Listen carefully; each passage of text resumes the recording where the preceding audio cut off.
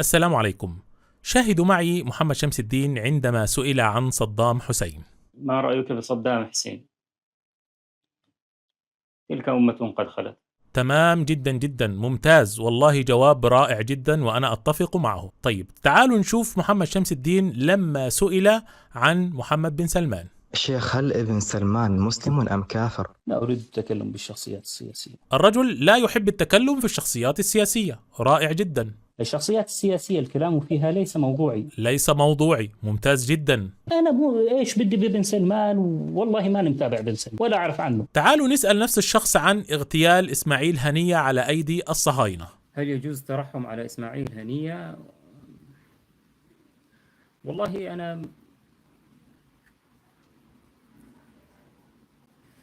بيفكر يا جماعة، المفروض يقول أنا لا أتحدث بالشخصيات السياسية، لكن الآن يفكر. شوفوا هيقول إيه. الذي ناصره الخميني وقال عن قاسم سليماني شهيد القدس، يعني هم يقول وأحبابه يقولون عنه شهيد، فلعل شهداء القدس يحشرون مع بعضهم.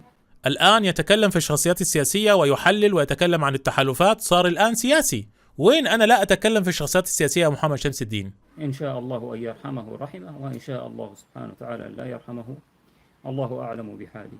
أين تلك أمة قد خلت كما قلت عن صدام حسين؟ سبحان الله. شوفوا الآن المصيبة الكبرى. ولكن الذي يناصر قاسم سليماني كالذي يناصر نتنياهو، بالنسبة لي لا فرق. هذا الكلام يرضي من يا جماعة؟ هذا الكلام يرضي الصهاينة في ألمانيا. الحكومة الألمانية أكبر داعم للصهاينة وجرمت حتى استخدام المثلث الأحمر، وهذا الكلام أيضا يتماهى ويتوافق مع الحكومة الصهيونية في أراضي فلسطين المحتلة، الذين وزعوا الحلوى ابتهاجا باغتيال إسماعيل هنية رحمة الله عليه.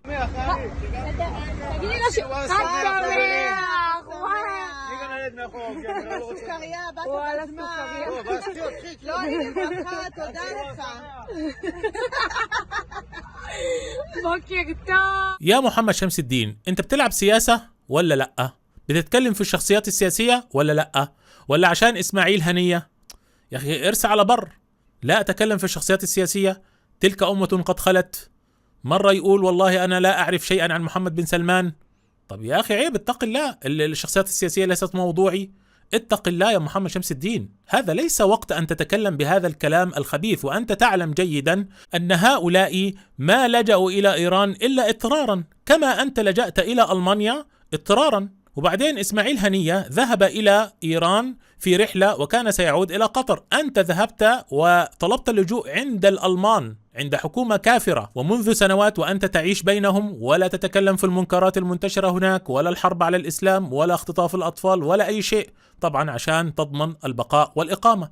طيب يا رجل، هؤلاء حوصروا من جميع الجهات، من مصر ومن الكيان الصهيوني ومن جميع الحكومات العربية، فلجأوا إلى إيران. جاي الآن بعد وفاة الرجل تتكلم عنه بهذه الطريقة، أنت والعجوز الخرف دمشقية؟ اتقوا الله، والله عيب عليكم. أنتم لجأتم إلى الكفار حتى تحتموا بهم وتعيشوا بينهم، وتتكلمون عن شخص محارب، أرض محتلة، يبحث عن سلاح هنا وهناك. عيب عليك.